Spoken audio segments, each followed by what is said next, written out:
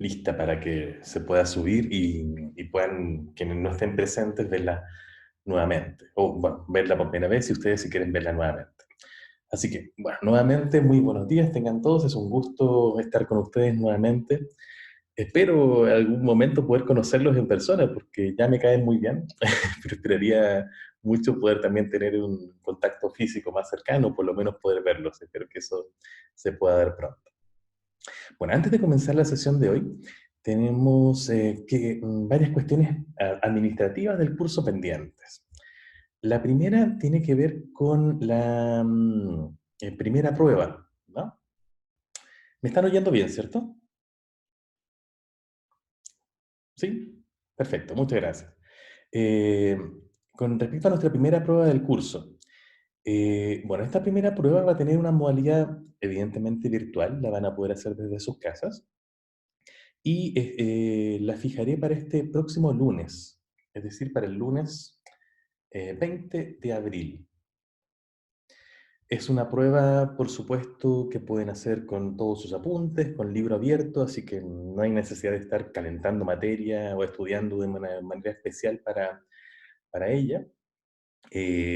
Se las voy a dejar disponibles desde las 10 de la mañana del lunes, es decir, desde el horario de inicio de la clase, hasta la medianoche del mismo lunes. En otras palabras, van a tener todo el día para poder responderla con tranquilidad. La idea es que sea una prueba que ustedes puedan responder de manera individual. Eh, no tengo muchas formas de controlar eso, así que solamente lo confío en su honestidad. Así que el, se las dejaré disponibles durante todo el día y por medio del sitio de Canvas. Así que espero que tengan un excelente rendimiento y una excelente conducta durante esa prueba. No tengo dudas de que va a ser así. ¿Tiene alguna duda con respecto a esta primera evaluación? Gracias, Francisca. ¿No? ¿No hay ninguna duda? Sí, va a ser muy difícil. El temario es todo, evidentemente, todo lo que hemos visto hasta el momento, todo lo que forma parte de la primera unidad. Tanto las lecturas como las clases. Y todas están en video por si quieren repasarlas. Va a haber ayudantía, como dice la Vale, este viernes a las 10. En vez de la clase que habitualmente tenemos, vamos a tener una ayudantía en el horario de clase, de manera que se puedan preparar bien para la prueba. Valentín y Valentina van a estar ahí disponibles para... Eh, sí, la prueba podría ser un Kahoot, que han sido muy buenos para poder repasar y profundizar los contenidos de las lecturas. Súper. Bien, y a propósito de las evaluaciones, tengo otra noticia que darles. Y esto también va a quedar grabado y luego se lo voy a poner como un anuncio para que quede también formalizado, para que también quienes no pueden estar hoy día lo vean. Y es que tuvimos una conversación con la profesora Verónica Orquídea de la sección paralela y también con la directora del departamento. Em, y dado que gramática española es un curso bien especial, ya que en realidad es una especie de curso anual, porque está gramática española 1 el primer semestre y gramática española 2 el segundo semestre. Eh, en otras palabras, este no va a ser nuestro único curso juntos, sino que idealmente nos seguiremos viendo el segundo semestre. He decidido que este curso va a tener una aprobación completa, es decir, todos ustedes van a aprobar el curso.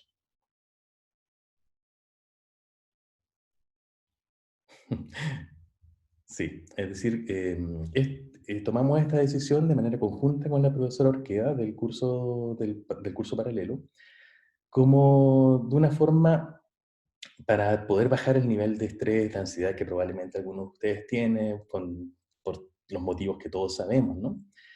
Eh, entonces todos ustedes van a aprobar este curso con una nota al menos de 4. Eso quiere decir que vamos a seguir teniendo nuestras evaluaciones. Ustedes espero que se puedan esforzar lo máximo posible para alcanzar la mejor nota que puedan, pero cualquier nota que saquen sobre 4, esa es la nota final que van a tener en las actas. y cualquier nota inferior a 4 que saquen como promedio va a ir un 4 en vez de esa nota. En otras palabras, si uno de ustedes saca como promedio del curso un 5,5, por ejemplo, o un 6,3, esa es la nota que va a ir al acta. Si se saca un 4,1, esa es la nota que va a ir al acta. Pero si se saca un 3,2 como promedio de todas las actividades, va a tener un 4. ¿Se entiende, cierto? Bien, esta es una disposición que tomamos de manera muy especial y que se puede hacer especialmente en este curso porque es un curso que continúa y además es un curso que sienta las bases para buena parte de los cursos de lingüística que van a tener durante toda su carrera y por supuesto durante todo su desarrollo académico y profesional. Entonces, quiero insistir mucho en que a pesar de que todos van a aprobar, y esto ya es definitivo, Em, quiero que le pongan de todas maneras mucho pino, tanto a las clases, a las evaluaciones, a todas nuestras actividades, porque en primer lugar van a tener un segundo curso de gramática en que es muy importante que lleguen con una buena base, con una buena preparación, y además es un curso que sienta las bases para, como les decía, el resto de los cursos. Así que es muy importante que lo que aprendan acá tengan conciencia, van a seguirlo usando. Bien, eso. ¿Alguna pregunta con respecto a esta también segunda decisión con respecto a las evaluaciones del curso? Fue idea de Acuarela, sí, es la más tierna. No, que se le pase el shock, Ludvika. Es algo que lamentablemente no creo que se pueda replicar en todos los otros cursos, porque algunos tienen características muy distintas, pero al menos con gramática, que sé que es un curso que habitualmente causa cierto estrés en los estudiantes de primer año, eh, podemos de esta manera bajar la ansiedad en estas circunstancias tan particulares que tenemos este semestre. ¿Bien? Súper. Dejémoslo hasta ahí entonces, si es que no hay ninguna duda o algún comentario más. Ya. Dejemos hasta ahí toda la parte administrativa. Entonces, solamente para resumir, tenemos una prueba este próximo lunes 20 de abril. Tienen que responderla por medio de Canvas desde las 10 de la mañana hasta las 12 de la noche. Trataremos con Valentina y yo de poder responder y tener ya las correcciones esa misma semana. Ojalá no tardar mucho más de una semana en eso. Y bueno, la otra noticia es que están todos aprobados, ¿no? Con las circunstancias, por las circunstancias y las condiciones que ya conversamos. Bien.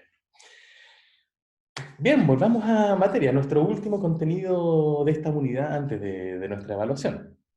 Eh, si recuerdan, en una de nuestras primeras clases llegamos a la conclusión de que una lengua estaba formada esencialmente por dos grandes elementos.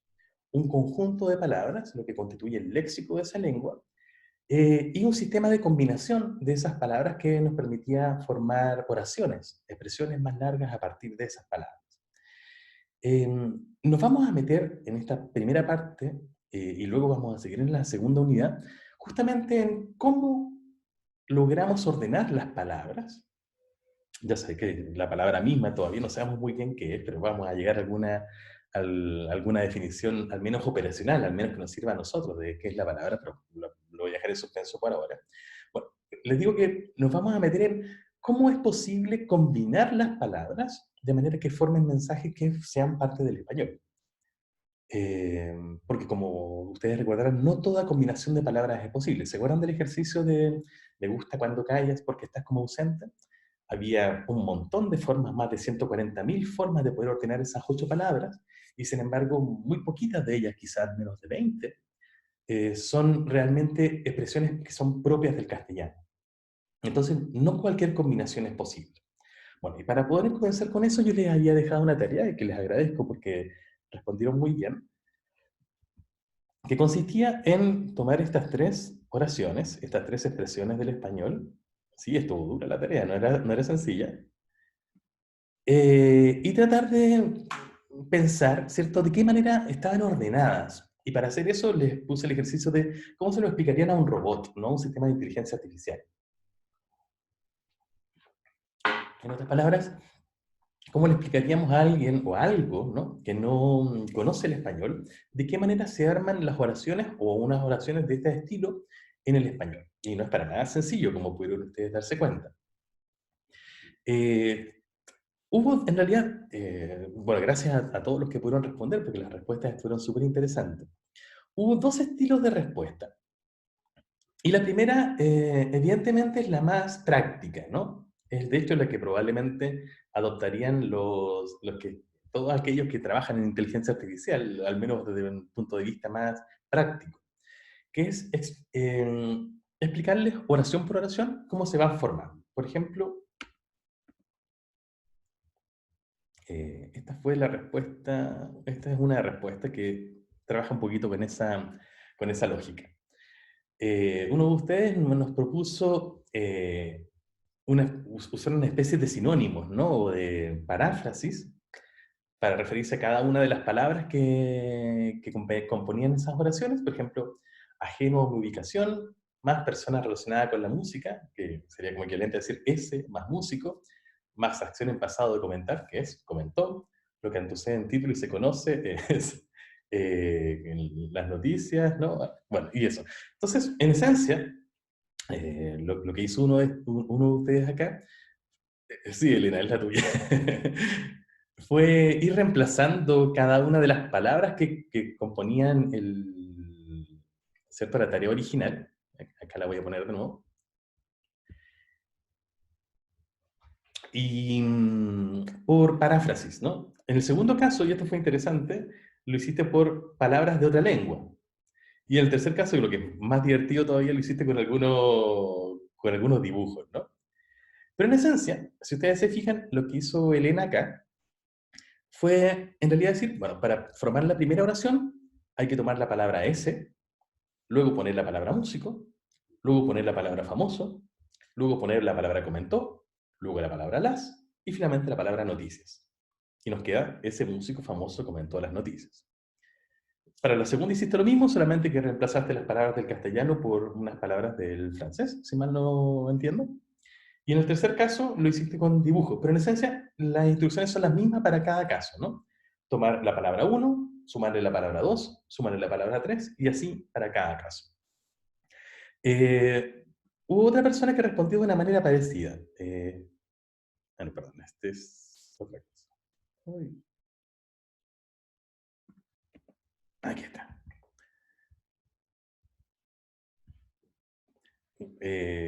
¿Se fijan? Lo que un ser distinto a mí, muy conocido y que además conoce la música, hizo al atestiguar sobre algún tema de formación importante. Bueno, en el segundo caso, ese sería ese músico famoso comentó las noticias. Bueno, en el segundo caso, lo cuna el animal doméstico que trepa sobre vivienda fácilmente, de color semejante a la nieve, que me pertenece, hizo en el pasado destruir una pieza cuya función es adornar con flores algún espacio. Eso también es muy parecido, ¿no? Quien respondió de esta manera usó unas perífrasis para cada una de las palabras que constituyen la primera oración, perdón, las primeras oraciones, y haciendo esos reemplazos fue poniendo, bueno, primero se dice esto, después se dice esto, y así. En otras palabras, también primero se pone la palabra ese, luego la palabra músico, luego la palabra famoso, etc.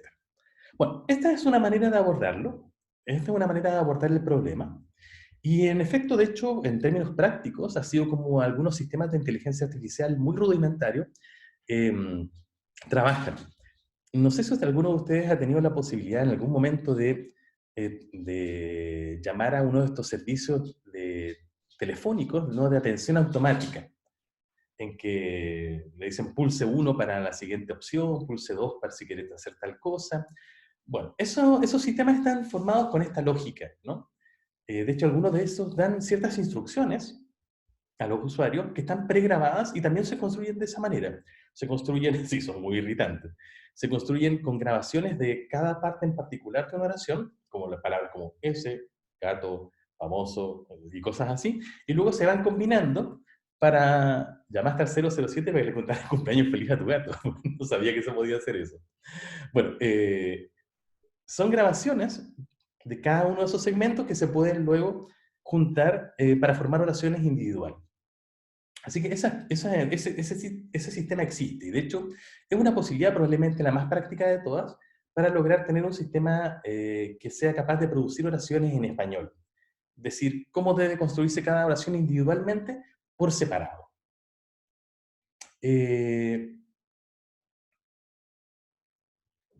¿Qué problema tiene una aproximación como esta? Si bien es muy práctico, por ejemplo, si yo quiero dotar a un sistema automático, por ejemplo, de una capacidad de armar ciertas oraciones en español, el problema evidente es que perdemos generalizaciones.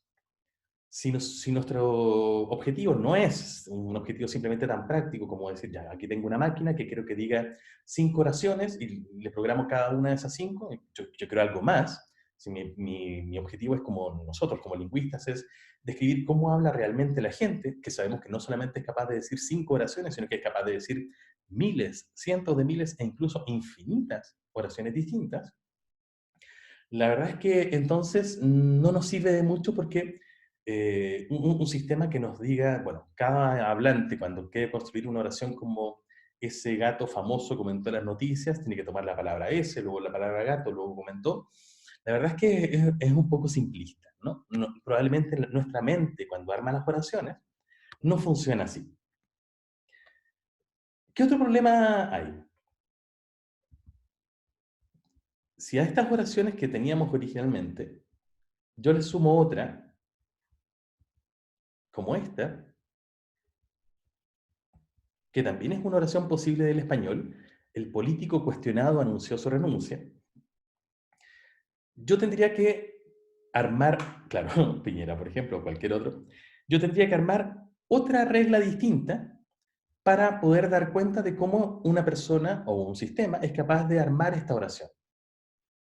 En otras palabras, si yo adopto esta propuesta de que lo que hay en la mente de un hablante cuando arma cualquiera de estas oraciones es un sistema específico de reglas, las voy a graficar, de hecho. Denme un segundito, a ver si me puedo mover con todo esto,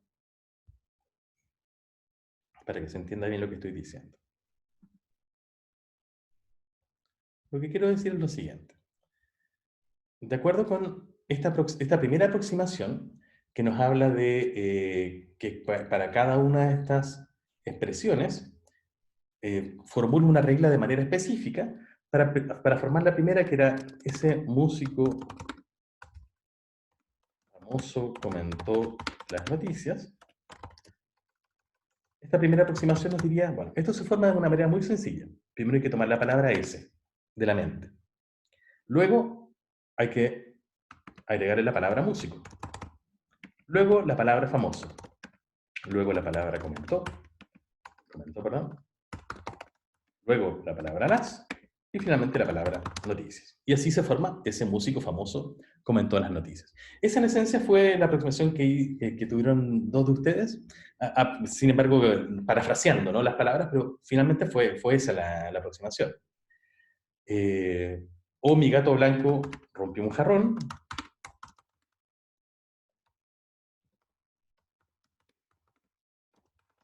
Se formaría primero tomando la palabra mi, luego agregándole la palabra gato, luego agregándole la palabra blanco, perdón, luego la palabra rompió, luego la palabra un y finalmente la palabra jarrón. Por supuesto. Lo mismo sería para 3 delincuentes armados, asaltaron. ¿Cómo sería? Muy sencillo. Primero tomo la palabra 3, luego tomo la palabra delincuentes, tomo la palabra armados,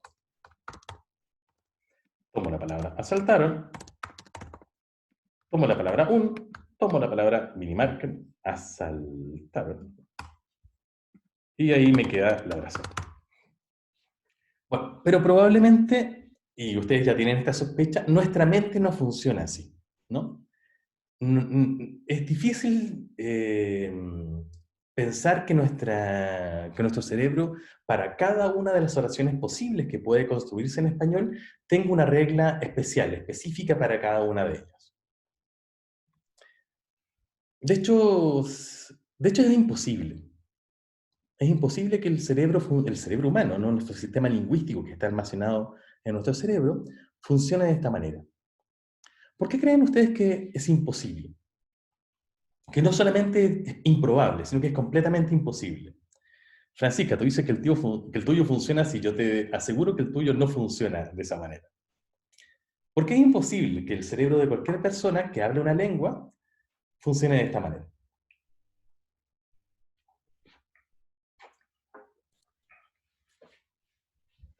¿Alguien tiene alguna idea?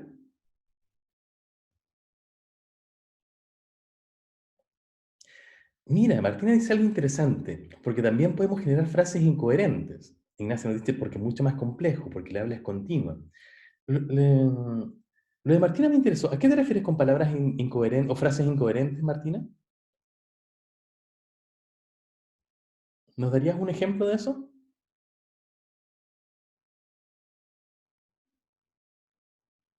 O explicar un poquito más qué quieres decir. Si quieres puedes hablar también, ¿no?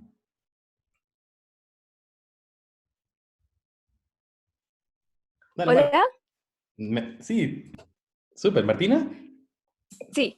Súper, cuenta. eh, Me refiero a que si tuviésemos esto instaurado en el cerebro como de saber los órdenes para decir ciertas cosas y que tengan sentido, no podríamos decir cosas como, por ejemplo, yo bicicleta andar, que sabemos que no tiene sentido y que el orden correcto, como para que el resto me comprendiera, sería yo sé andar en bicicleta o fui a andar en bicicleta o como construcciones así. A ver, dame un segundo, que estuvo interesante esa. Yo bicicleta, andarse. ¿Cierto? Eso fue lo que dijiste. Y nosotros sabemos que esto en castellano es imposible. De hecho, es agramatical. Y para indicar que es agramatical le ponemos ese asterisco al inicio. Yo bicicleta, andarse. Suena como a Yoda, ¿no? ¿Se acuerdan de la Guerra de las Galaxias? Sería como el habla de Yoda. Eh, ¿Cómo sabemos que si bien esto puede tener cierto sentido? De hecho, es súper interesante lo que dice Martina, porque fíjense que esto no tiene que ver realmente con cuán comprensible es algo. Si yo digo, yo bicicleta andarse, o como diría Yoda, ¿no? Descansar quiero, o... ay, no me acuerdo de otras frases de Yoda. Que, bueno, exacto, uno lo entiende igual, como nos dice Francisca, ¿no? Ah, cuando 900 años alcances, tan joven no te verás, o cosas así, ¿no? Bueno, él tiene justamente este hablar raro, que podemos entender, como ustedes dicen muy bien, pero sabemos que no es castellano, sabemos que no es nuestra lengua. Si alguien nos dice, a la manera de Yoda, ¿no? Yo bicicleta, andarse, la verdad es que lo más probable es que lo entendamos. Pero todos también vamos a saber que esa persona no está hablando castellano, está usando palabras del castellano, pero no está hablando castellano porque nos lo está ordenando, no está ordenando esas palabras como lo haríamos nosotros.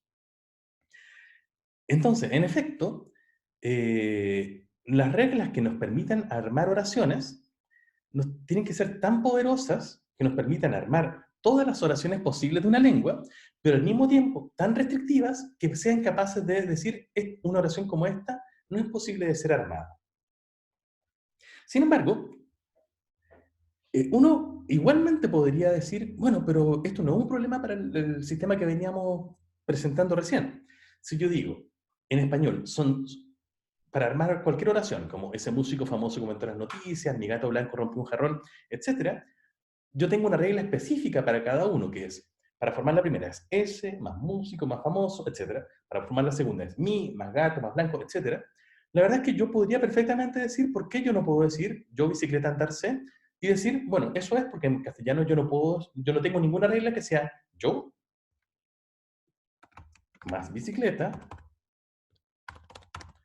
más andar más C. Eso no es posible porque en castellano no existe no existe esa regla. Y por lo tanto, no es posible decirla. ¿Mm? Entonces, en realidad el hecho de que existan posibles, eh, que estas expresiones, por ejemplo, como yo bicicleta, andarse, no se puedan decir en castellano, la verdad es que no es un ataque ante esta descripción de que, de que nuestra mente, por ejemplo, pueda funcionar así. ¿Por qué entonces eh, yo digo que es imposible que nuestra mente, que nuestro cerebro arme las oraciones de esta manera?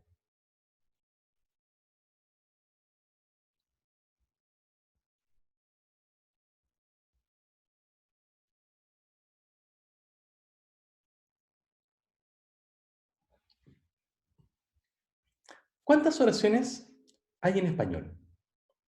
Esta es una palabra, una pregunta, perdón, distinta a eso de cuántas palabras había en español. ¿Se acuerdan que es algo que comentamos, incluso criticamos, ¿no? En efecto, Vicente dio con la, con la respuesta. Elena también lo dijo, Gonzalo. En efecto, las oraciones en español no solamente son muchas, son infinitas, completamente infinitas. ¿Alguien puede probar esto que acabo de decir? ¿Cómo podrían probar que las oraciones en español son infinitas? Y se dice que son como cinco, ¿no? Te aseguro que son infinitas. ¿Se les ocurre a alguno de ustedes la manera en que podemos probar que las oraciones en español son infinitas y no solamente muchas, o muchísimas, o cientos y millones de miles? No es porque haya más palabras nuevas. No es porque el número de palabras son infinitas, de hecho la cantidad de palabras no es infinita. O sea, hay muchas, ¿cierto? Hay 80.000, 100.000, 200.000, las que ustedes quieran, pero eso no es infinito. De hecho, seamos generosos, digamos que una persona puede saber 1.000.000 de palabras. Sabemos que no, porque de hecho no hay ninguna lengua que tenga tantas palabras.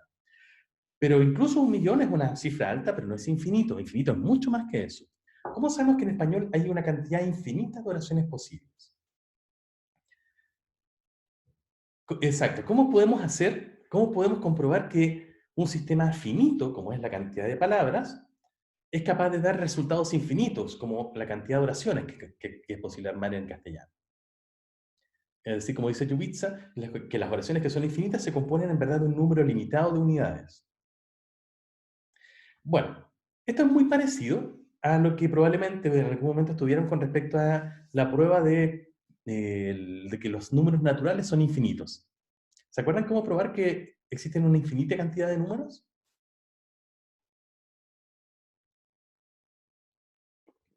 Es una prueba muy sencilla. Es la prueba que hacía el Chavo del Ocho con el Kiko, ¿no? El Chavo del Ocho le hacía un juego al Kiko, le decía, ya, dime el número más alto, dime un número. Y el Kiko le decía 25, y el Chavo le decía 26, te gané. Esa es la manera de probar que la cantidad de números, de los números naturales, es infinita, ¿no? Si yo le digo a ustedes que piensen en el número más alto, ¿cuál es el número, cuál es el número más alto en que puedan pensar? Bueno, evidentemente ustedes ya saben la trampa, ¿no? Supongan ustedes que pienso ya en el número 4.560, perdón, en el 4.568.789, 563, 345, 762, y pongámosle más 981, etcétera, como la Teletón, ¿no? Imagínense entonces la cifra que se alcanza en la Teletón. Bueno, ese es un número alto, pero evidentemente no es el más alto posible, porque bastaría con que le sumara 1 y ya tendríamos un número más alto que sería el mismo, pero terminado en 982, ¿cierto? Así uno puede probar que no existe algo como el número más alto. Anaís nos dice que ese es el número más alto posible. Te lo voy a copiar. A ver, no sé si puedo copiar de chat. Sí. Ya, Anaís nos propone este, que ese es el número más alto posible. Y yo le digo, no, te equivocas. Si le sumas 1, entonces te queda un número más alto todavía. Así que no. Bueno, para las oraciones pasa lo mismo. Steven Pinker, que es un psicolingüista canadiense, que tiene un libro, o sea, le voy a anotar su nombre, Steven Pinker, tiene un libro maravilloso que les recomiendo a todos ustedes leer, que se llama El instinto del lenguaje. Sé que no pueden acceder a él por la biblioteca, lamentablemente, pero si me guardan el secreto, que a quien lo quiera yo se lo puedo mandar en PDF.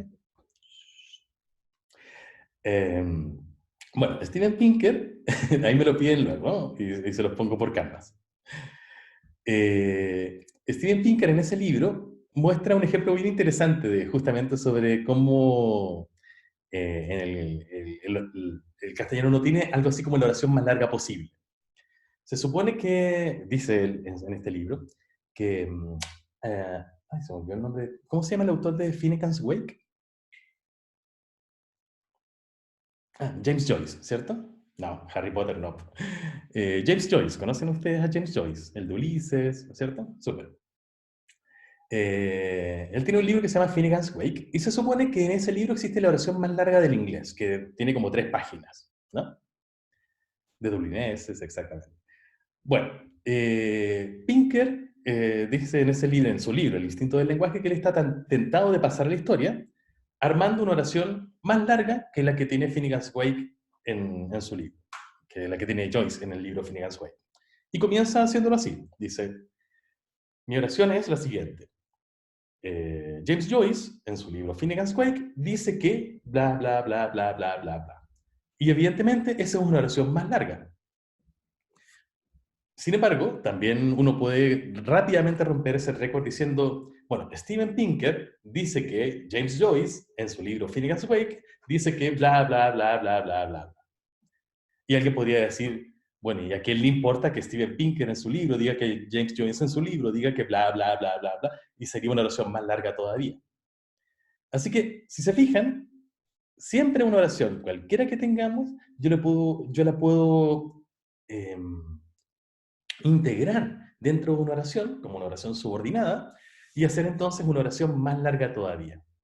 En otras palabras, las oraciones son completamente infinitas, su número es completamente infinito, porque yo siempre puedo tomar una oración y ponerla dentro de otra, y así hasta, de hecho, el infinito, no el infinito potencial, sino que el infinito real.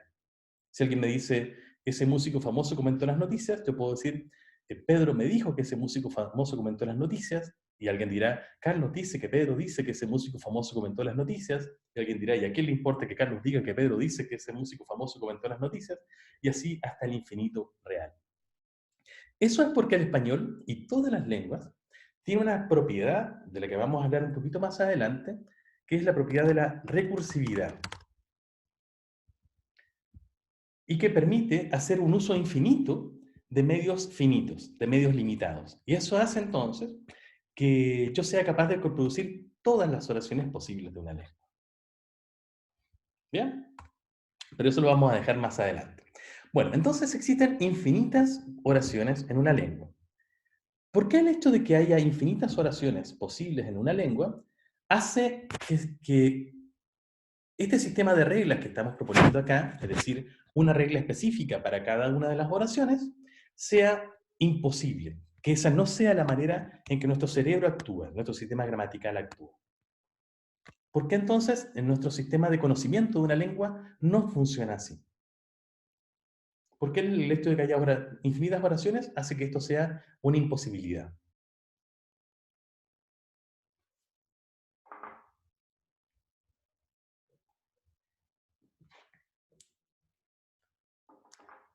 Nos dice Sebastián que porque no se puede determinar cada oración por separado, pero eso sí se puede hacer, de hecho lo estamos haciendo acá, porque en realidad tenemos algunas reglas para las infinitas oraciones, pero eso es una suposición, ya que son infinitas y no una regla para cada oración. Pero bueno, de nuevo, ¿por qué el hecho de que sean infinitas no imposibilita esto? Ustedes tienen razón. Si tenemos infinitas reglas, perdón, si tenemos infinitas oraciones, eso implicaría que tendríamos que tener infinitas reglas. ¿Y por qué eso es imposible? Porque de hecho, bueno, alguien podría decir, bueno, ¿y qué tiene? Tenemos infinitas reglas y punto.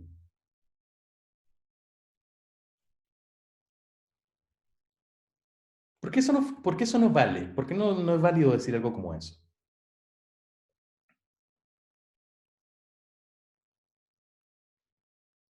Porque no alcanza a desobedecer todas. Claro.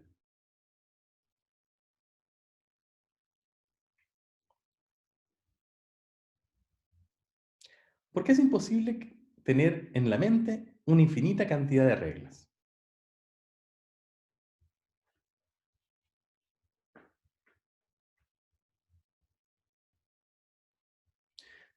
Es verdad lo que dice Alexander, que una regla intenta generalizar.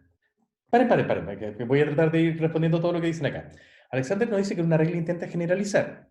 Y eso es, de hecho, eso es interesante, porque, eh, porque eso sería una limitación metodológica. Si nosotros como científicos queremos proponer infinitas reglas, la verdad que es muy poco elegante. La ciencia no funciona así. Pero alguien me podría decir, bueno, y que a mí me da lo mismo la ciencia, si mi mente funciona así, la verdad es que da lo mismo si a los científicos les viene bien o les viene mal.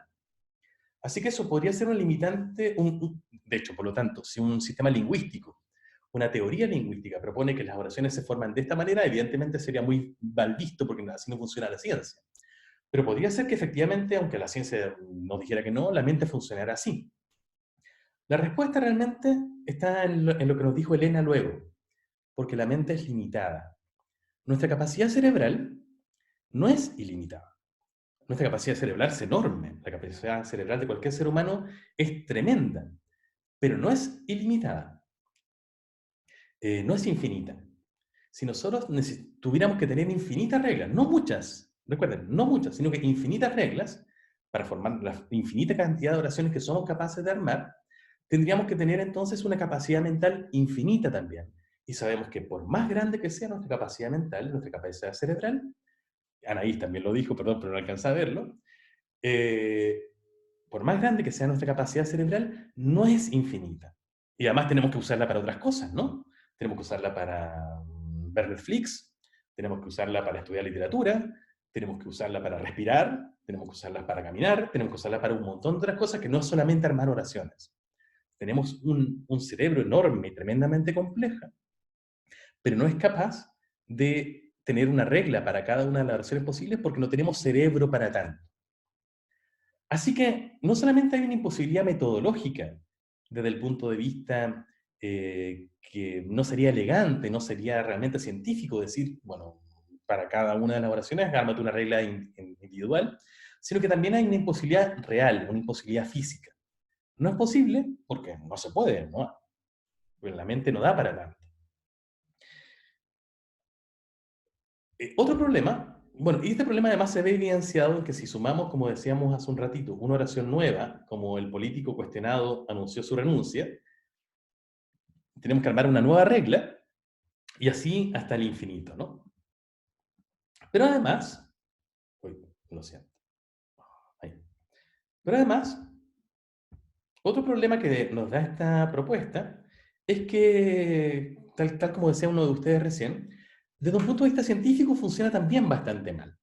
Y es que la ciencia trabaja con generalizaciones, trata de establecer cuestiones comunes, funcionamientos comunes, y trata también de predecir cuáles van a ser las oraciones posibles que pueda, por ejemplo, formar una persona que habla castellano, y cuáles no podrá decir nunca. Y de hecho, muchos de ustedes se inclinó por esa posibilidad, por tratar de hacer generalizaciones. Aquí tenemos un segundo set de respuestas. Aquí tenemos la de uno de ustedes, que nos dice, por ejemplo, lo que yo haría sería buscar un reemplazo para las palabras. En vez de decir sustantivo, decir cosa, en vez de decir verbo, decir acción, en vez de decir adjetivo, decir cualidad. Y para la primera, ese músico famoso comentó en las noticias, primero poner la cosa, luego la cualidad y luego la acción. Eh, para mi gato blanco rompió un jarrón, lo mismo. Primero la cosa, luego la acción y luego la cualidad. Y finalmente, para los tres delincuentes armados asaltaron un minimarket, primero la cosa, luego la cualidad, luego la acción y luego otro coso, por ejemplo. Fíjense que esto supera la propuesta original que teníamos, en que es una propuesta general. Ya no creo una regla específica para cada oración, sino que digo, ok, hay palabras como músico, como gato y como blanco, y como delincuentes,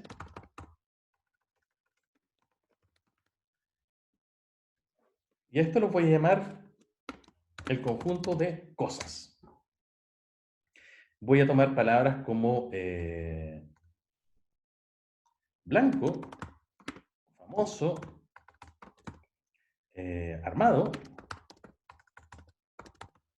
y a esas las voy a llamar cualidades. Y finalmente voy a tomar palabras como comentó, bueno, perdón, comentó, comentó, rompió, saltaron, Y estas las voy a llamar acciones. Y entonces, ¿cómo se forma una oración en castellano? Primero tomo la cosa, una cosa, luego tomo una cualidad, y luego tomo una acción. Y eso entonces nos permitiría formar cosas como músico, famoso, comentó. También nos permitiría formar cosas como gato, blanco, saltó. ¿Se fijan? Es más poderosa, ¿cierto? Sí, por supuesto, faltan cosas. Faltan palabras, ¿cierto? Faltan palabras como mi, falta con palabras como las, falta el otro objeto, por supuesto, tienen toda la razón. No es una regla que realmente esté dando cuenta de la complejidad, a pesar de que son simples de las oraciones originales, pero fíjense que tiene este poder, ¿no? Me permite formar cosas como músico famoso comentó, gato blanco asaltó, y es una regla más simple, es una sola regla. Tomar cosa, cualidad más acción, y me permite hacer eso. Me permite hacer también... ¿Cuál otra me permitiría, por ejemplo? Delincuente, famoso, rompió, etcétera. Si se fijan, esto ya empieza a parecerse a una posible gramática de una lengua. Porque al mismo tiempo, fíjense que esta regla me permite dejar fuera algunas cosas que en español son imposibles. Por ejemplo, yo no podría, según esta regla, formar algo como famoso, rompió, blanco. ¿Por qué esto tiene un asterisco? ¿Por qué esto es agramatical en esta lengua?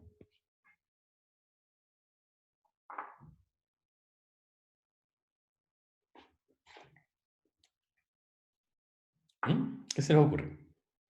No es porque carezca de sentido. Fíjense que yo puedo hacer cosas que carecen de sentido con estas combinaciones. Por ejemplo, puedo decir músico, músico blanco asaltó. Bueno, eso no es que no tenga sentido, pero es un poco distinto. Y fíjense que en español yo puedo decir cosas que no tienen sentido y que igualmente son oraciones posibles del castellano. ¿Saben quién dijo esto? De una manera muy famosa. Quien lo dijo fue el lingüista más famoso del mundo, Noam Chomsky. ¿Habían oído hablar de él? Perdón, lo puse mal. Chomsky. ¿Sí? Bueno, Noam Chomsky, que es el padre de una teoría gramatical que se llama la gramática generativa, dijo una vez, algo así, bueno, lo dijo en inglés, pero yo se lo voy a traducir: las verdes ideas incoloras duermen furiosamente.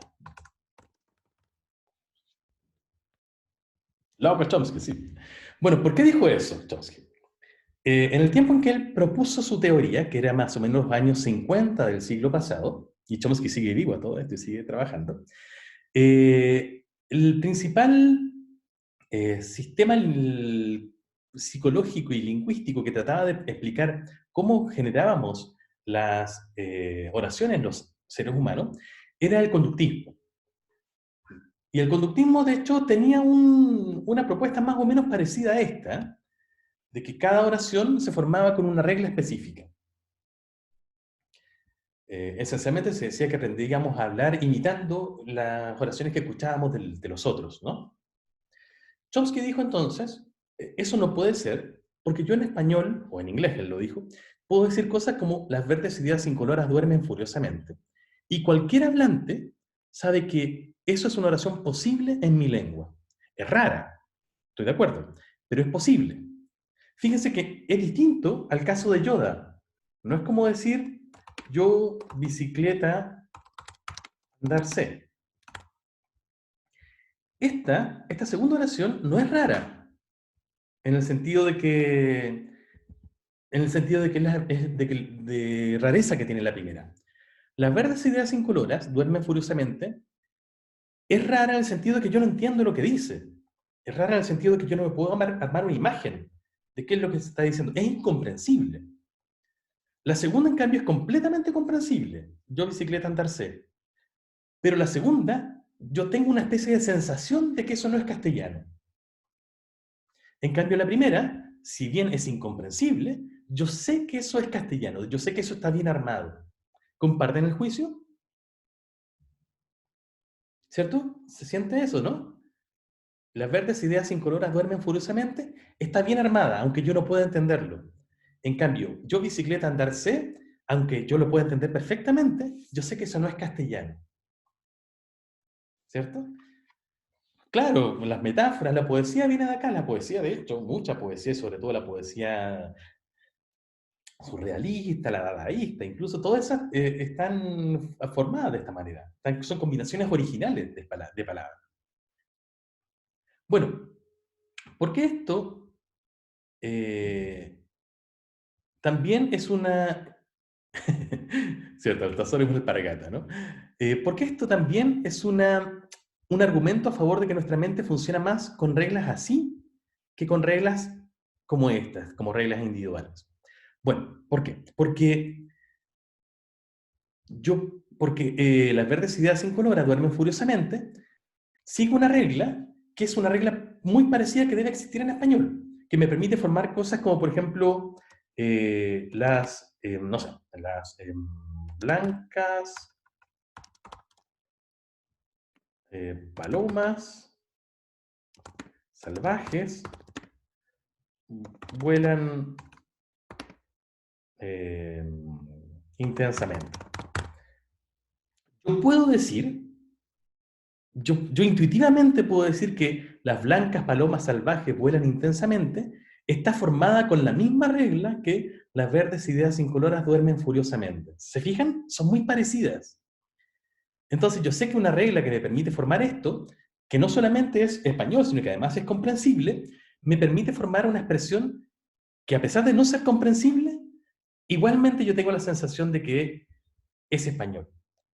Por lo tanto, el hecho de que nuestra mente tenga estos juicios, sea capaz de generar estos juicios, nos dice que nuestra mente funciona mucho más con este tipo de reglas, que implican generalizaciones, que con reglas de este estilo, que son reglas específicas para cada una de las construcciones.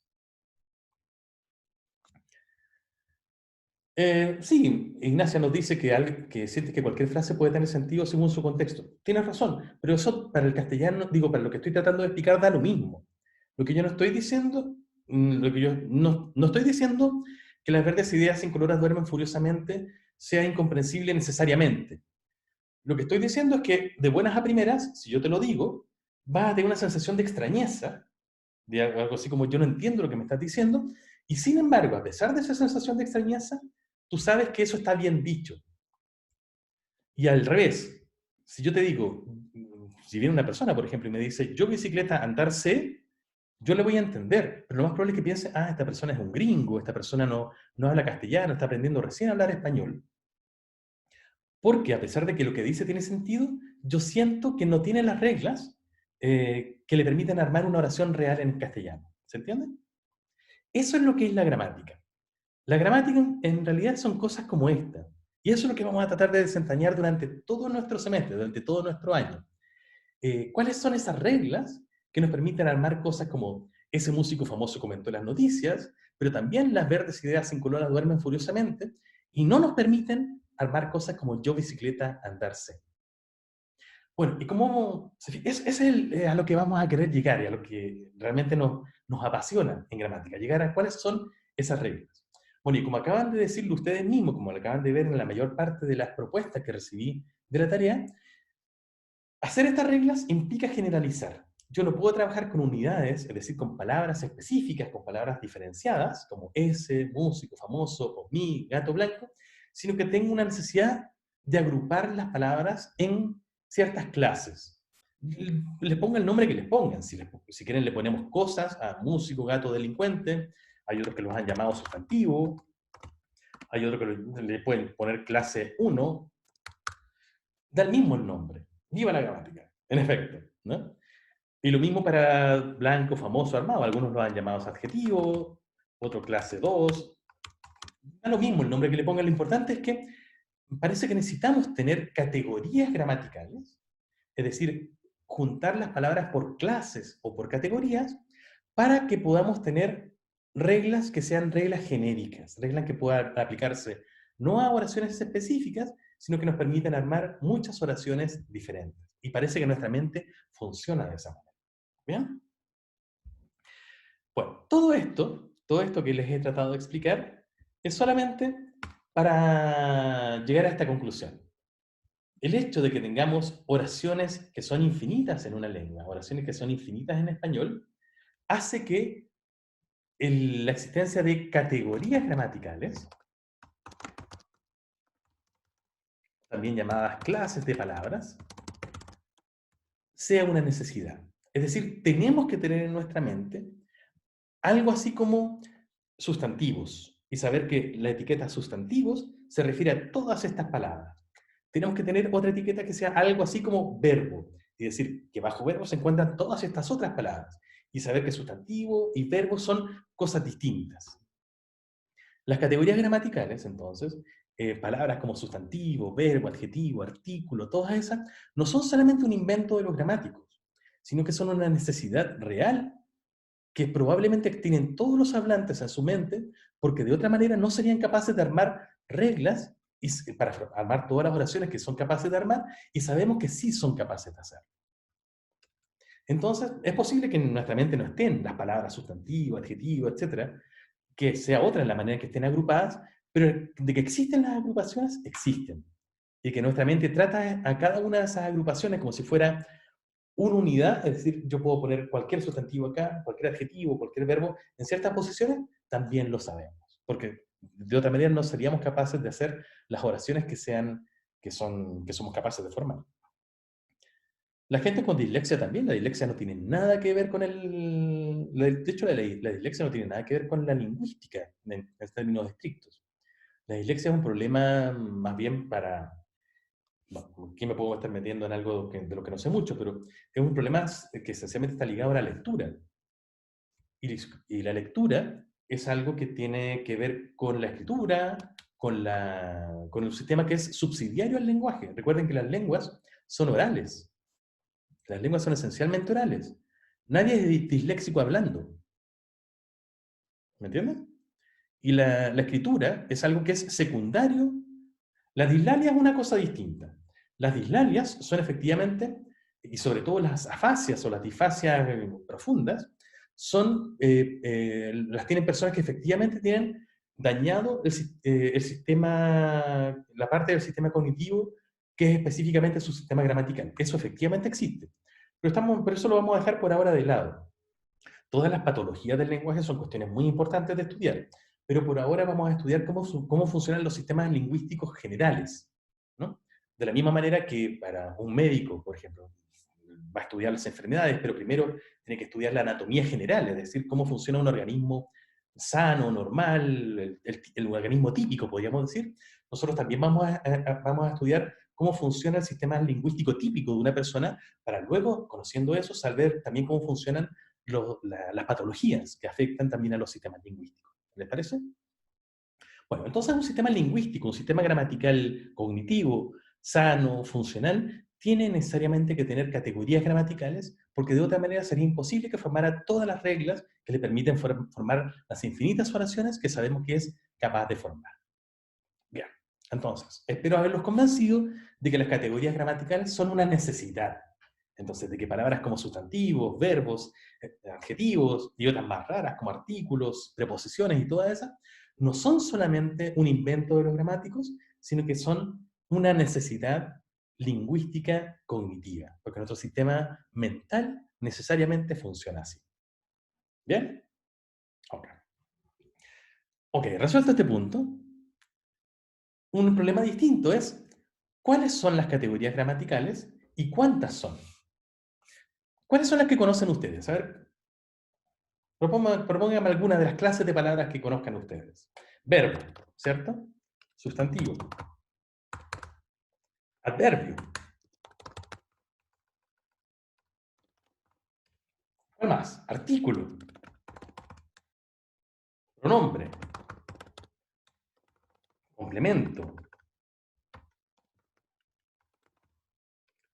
Preposición.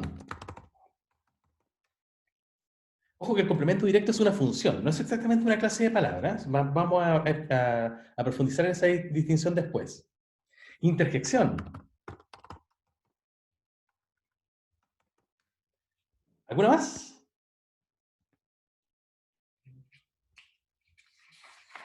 Conectores.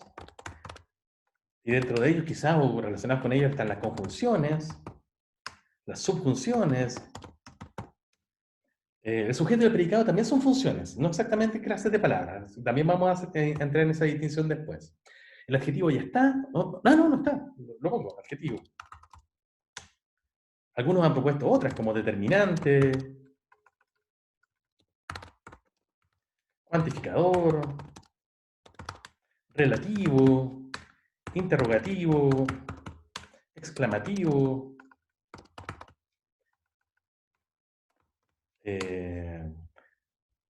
proformas. Bueno, hay un montón en realidad. Si se fijan, este es un listado, que ya llevamos como 15, y la verdad es que depende de a qué gramático le pregunten, es la cantidad y la diferencia entre las clases gramaticales que les va a nombrar. Son un montón. De hecho, un problema de la gramática, y un problema que nos vamos a enfrentar mucho, es que hay cuestiones que no están bien definidas. Y una de ellas justamente es de cuáles son las categorías gramaticales y cuáles son sus límites. Un primer problema entonces es que no sabemos bien, no hay una sola propuesta uniforme para cuántas categorías gramaticales hay en una lengua. Como ven, acá hay un montón que probablemente alguna de ellas ustedes no las conocían. Así que no sabemos en realidad cuántas son. No sabemos también con claridad cuáles son sus límites. Y hay algunas, como el adverbio, que está tan mal definida que una vez Ignacio Bosque, un famoso lingüista español, puso el siguiente ejemplo. Fíjense en la siguiente frase. Así, extrañamente, casi siempre viajaba muy lejos. Esta es una oración bastante normal, ¿no? Perfectamente podría estar en una novela. Así, extrañamente, casi siempre viajaba muy lejos. Bueno, en esta oración, la única palabra que no es un adverbio es viajaba. Así es un adverbio, extrañamente es un adverbio, casi es un adverbio, siempre es un adverbio, muy es un adverbio y lejos es un adverbio. Entonces, la regla para formar esta oración sería algo así como adverbio, adverbio, adverbio, adverbio, verbo, adverbio, adverbio. Y eso es una regla bien poco elegante, en realidad. Y claramente, palabras como casi y extrañamente y muy y lejos no son todas iguales, ¿no?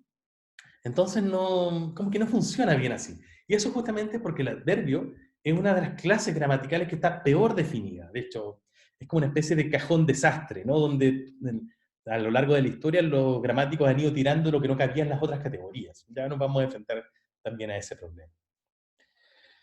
Entonces, el punto que tenemos que abordar ahora es con qué criterio es el que podemos usar para formular nuestras categorías gramaticales. ¿Cuál es el punto de vista que vamos a decir? Esto nos permite decir, esta palabra es un verbo, en cambio esta es un sustantivo, en cambio esta es un artículo, en cambio esta es un adjetivo. ¿Qué propuestas podemos usar? Bueno, lo que hicieron ustedes en sus respuestas fue de hecho, voy a tomar alguna de ellas. A ver. Esta de acá, por ejemplo. Alguien nos decía, bueno, esta es un poco compleja, así que voy a tomar una un poco más sencilla. En las tres oraciones se comienza hablando acerca del protagonista de la oración con sus características, y luego se menciona la acción realizada por este, y si es necesario, dónde ocurrió tal acontecimiento. Si se fijan, una propuesta como esta nos diría, ok, hay que tomar todas las palabras que hablen de protagonistas, luego características, luego acción, y finalmente el lugar, si es que es necesario. Entonces, quien hace esta propuesta divide sus categorías gramaticales en protagonista, característica, acción, lugar. 4 categorías que perfectamente pueden ser válidas. Otra propuesta, a ver. Alguien puso, le diría al robot que use una palabra que señale a quienes realizan una acción. Bueno, entonces primero, quiénes, entidades, que realizan una acción, acciones. Luego una característica, Y luego otra palabra que señala sobre qué fue realizada esta acción. Se fijan, es bien parecida. Necesito algunas palabras que nos hablen de objetos o entidades del mundo, otra que nos hablen de acciones y otra que nos hablen de características. Como que fueron por ese lado. Y de hecho la mayor parte de las propuestas, la mayor parte de las respuestas fue en ese sentido. Hablaron de objetos o entidades, si quieren ustedes, de cualidades y características,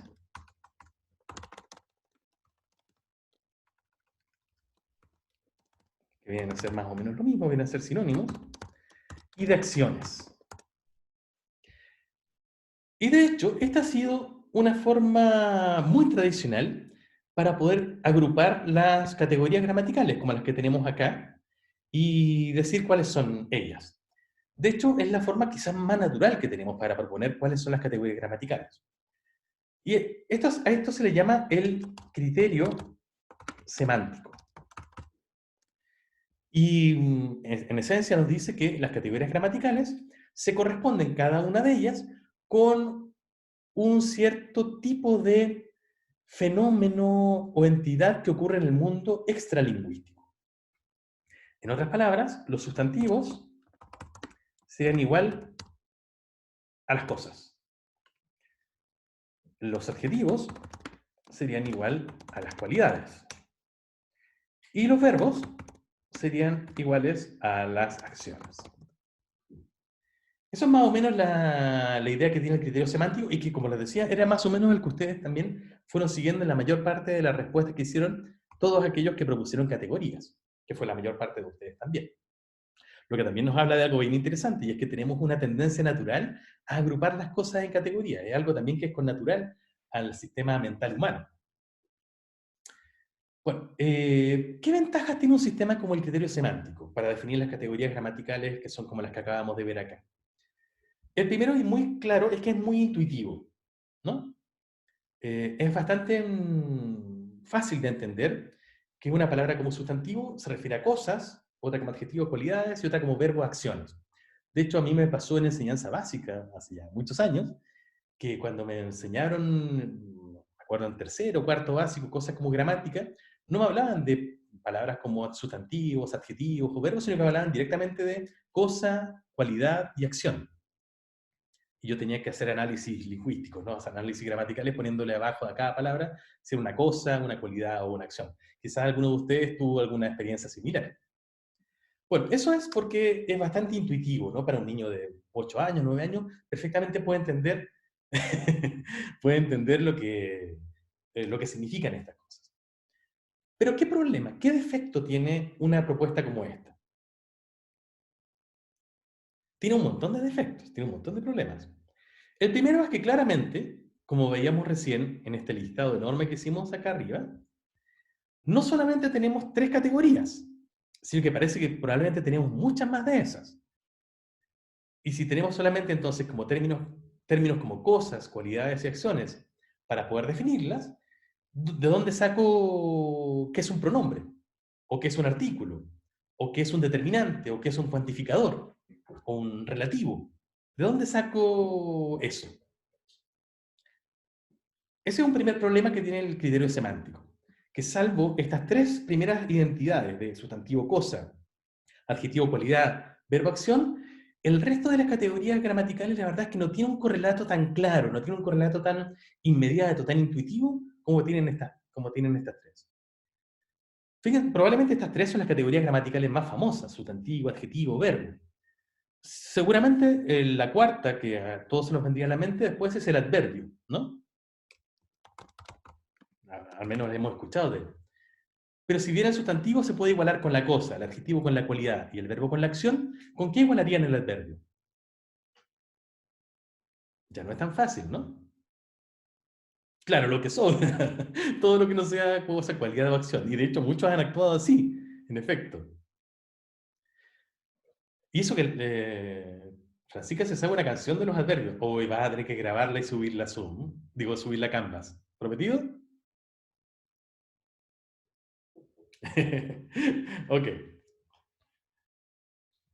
Entonces el adverbio no tiene un correlato tan claro, ¿no? Y eso que es una palabra, una categoría bien común.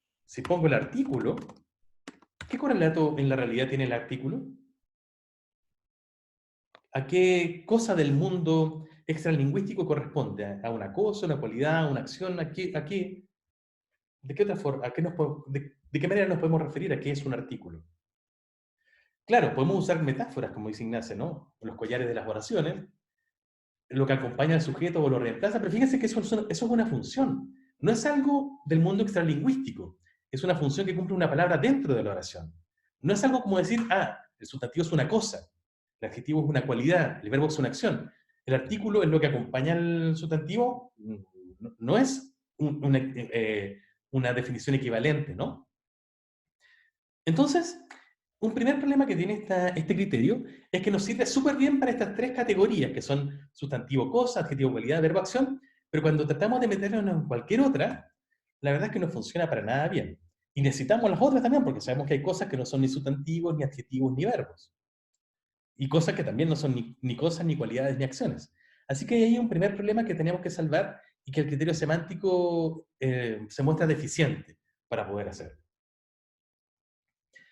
Un segundo problema, y este problema es incluso más filosófico, es que si tratamos de definir, por ejemplo, un sustantivo, diciendo que los sustantivos son cosas, tenemos primero que tener claro qué es una cosa y qué es lo que no es una cosa.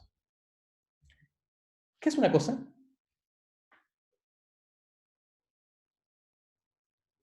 Algo. Pero eso es un sinónimo. Traten de dar una definición. ¿Cómo definirían la palabra cosa? Si que vamos a definir el sustantivo como equivalentes a cosas, traten de definir qué es una cosa. Pero traten de no dar sinónimos, como algo, objeto, sino que algo que no es un verbo, ni adjetivo, ni un adverbio. No, pero eso sería más bien un sustantivo. Yubitsa nos trata de dar algo más. Dice un elemento o una situación. Ok, pero ¿qué sería un elemento, por ejemplo? ¿Una mesa es un elemento? Ignacia nos dice que hace la acción. Ok, pero yo, por ejemplo, puedo decir no sé, tengo una mesa blanca y ahí la mesa no está haciendo ninguna acción y yo diría que es una cosa, ¿no? La mesa es poseída, nos dice, esa es su acción. Bueno, eso nos lleva a otra pregunta, ¿no? ¿Qué es una acción? Si yo digo la mesa es blanca, ¿qué acciones hay ahí? ¿Ser? ¿Ser es una acción? ¿Cómo definen acción?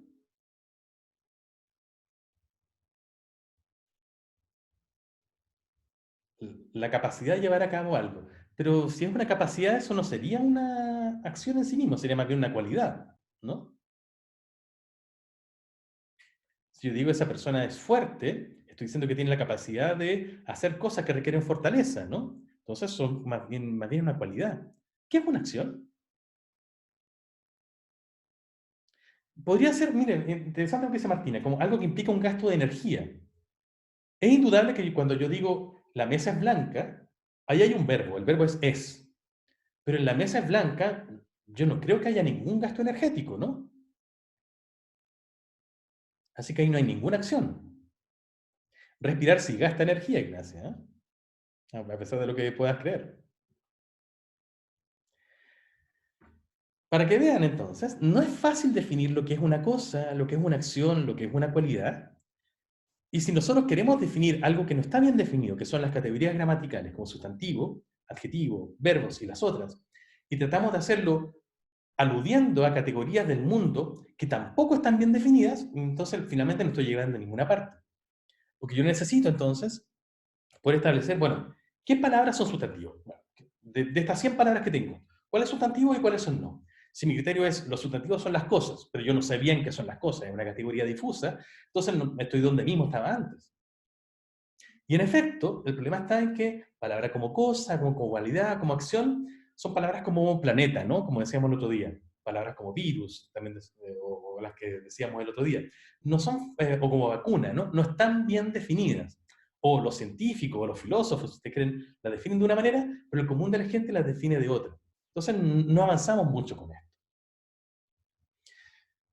Y un tercer problema, y yo creo que vamos a llegar solamente hasta aquí en la clase de hoy para no alargarnos mucho más, es que incluso si adoptamos esta perspectiva más o menos ingenua, ok, de que los sustantivos son las cosas, los adjetivos son las cualidades y los verbos son las acciones, la verdad es que incluso si tratamos de hacer esa igualdad, la verdad es que esa igualdad tampoco funciona. Esa igualdad es falsa. Déjenme demostrárselo. Vean por favor un segundo este video que tengo acá. Oh, está muy grande, lo voy a achicar un poquito. Bien, véanlo por un segundo.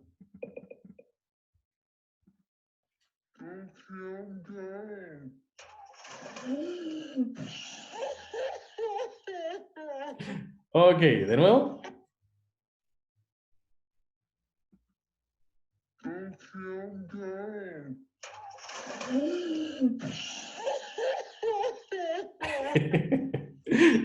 Qué terrible, ¿no? Bueno,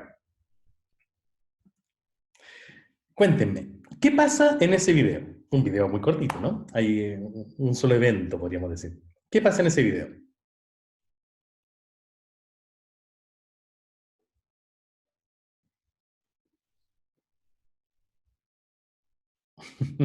La niña se cae, ¿cierto? Así podríamos describir lo que pasa ahí. Y aquí tenemos un verbo, que es el verbo caer. La niña se cae, ¿bien? Pero fíjense que yo podría, de hecho, querer titular este video aquí, que lo tengo en mi escritorio del computador, y podría haberle, y de hecho el título que le tengo es La caída de la niña.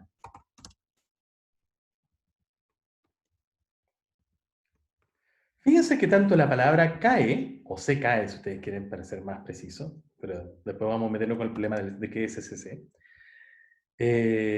Tanto se cae como caída, las dos son palabras que reflejan bien lo que pasa en este video.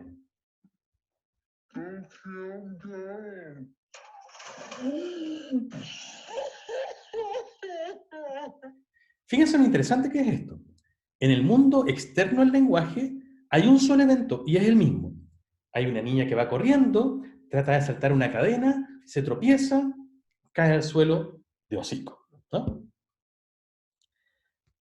Pero yo puedo elegir representar ese evento del mundo extralingüístico con un verbo, como se cae, en la niña se cae, o con un sustantivo, como la caída de la niña.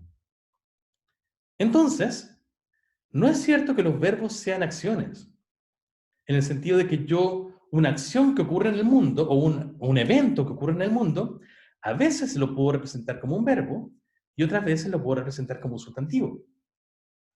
Depende de lo que yo quiera hacer. Fíjense en este otro ejemplo. Hace un par de años, la selección masculina de fútbol llegó a la final de la Copa... Uy, ya no me acuerdo, la Copa Confederaciones, ¿se acuerdan? Bueno, le ganó a Portugal en una tanda de penales y luego llegó a la final de esa Copa. Bueno, un diario puso este título a ese fenómeno. La Roja venció a Portugal.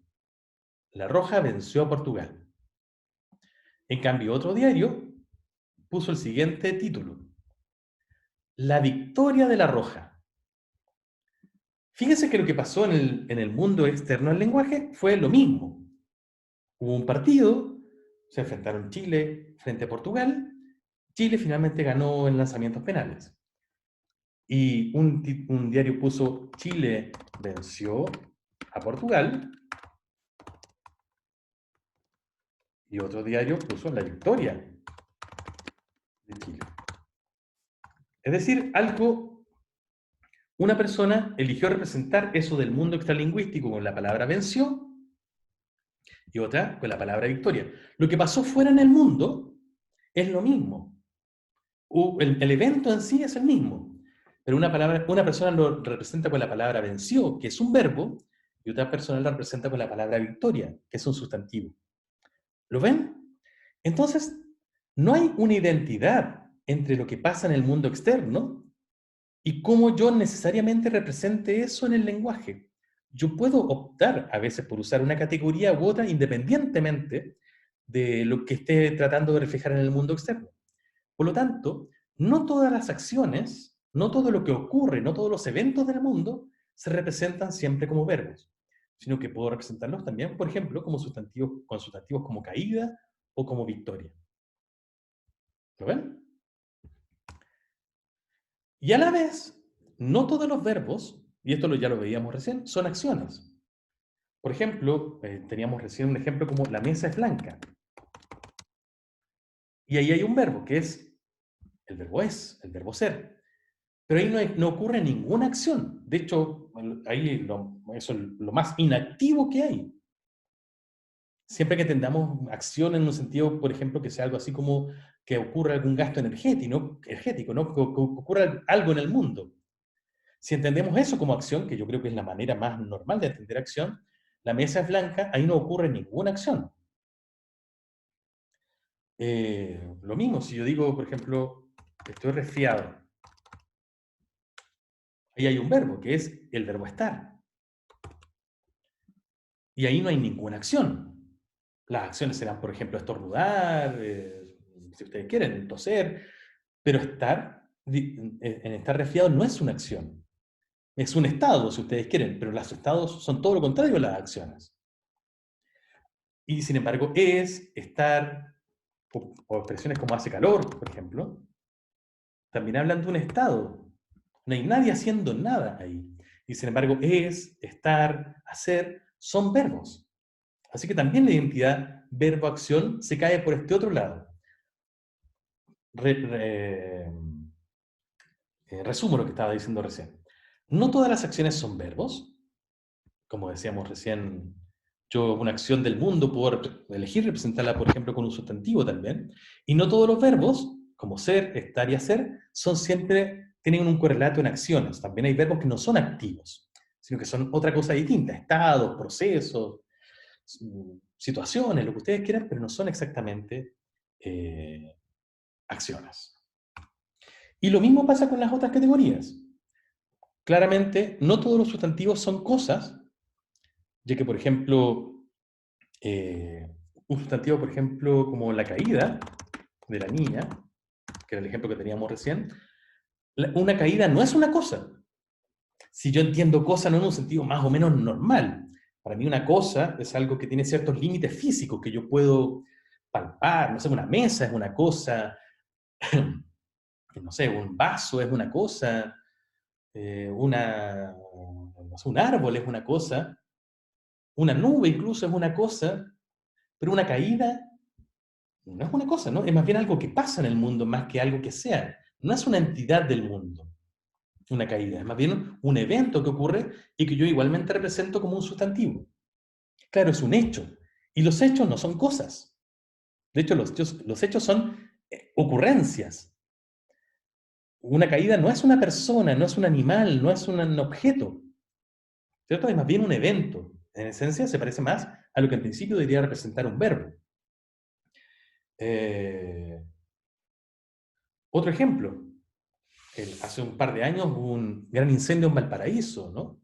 Varias casas se quemaron, varias poblaciones enteras se quemaron. Si yo puedo elegir decir el incendio de Valparaíso o Valparaíso se quemó. Ahí, en realidad, lo que estoy hablando es de una acción, de un evento que tuvo lugar, quemarse. De hecho, eso es más parecido a una acción, ¿no? Algo que ocurrió en el mundo.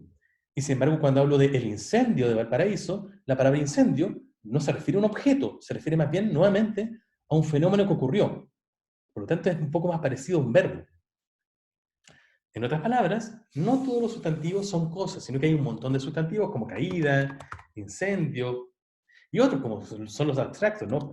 Palabras como esperanza, por ejemplo, miedo, que no son cosas, no representan objetos. Así que esa identidad tampoco funciona bien por ese lado. Y de la misma manera, tomando la otra perspectiva, no todas las cosas, si con cosas nos referimos a entidades del mundo, son siempre representadas por sustantivos. Por ejemplo, en el dicho, ¿conocen? El que fue a Melipilla. ¿Lo conocen? ¿Cómo continúa? Perdió su silla, ¿cierto? Eso. Bueno, en este dicho popular hay una expresión lingüística que se refiere a una persona genérica, ¿no? ¿Cuál es? Es toda esta expresión, el que fue a Melipilla. Eso podría ser equivalente a una persona, pero el que fue a Melipilla no es un sustantivo. De hecho, es una combinación de palabras. ¿Se fijan? Entonces, no todas las cosas del mundo son siempre representadas por sustantivos. Aquí hay una cosa del mundo, una persona, que está representada por una combinación de palabras. Y esa combinación de palabras no es un sustantivo. Si ustedes quieren, es una frase sustantiva, lo podremos llamar así en el futuro, pero no es un sustantivo. Así que esta identidad entre sustantivos, cosas, adjetivos, cualidades, verbos, acciones, se cae por todos lados. ¿Bien?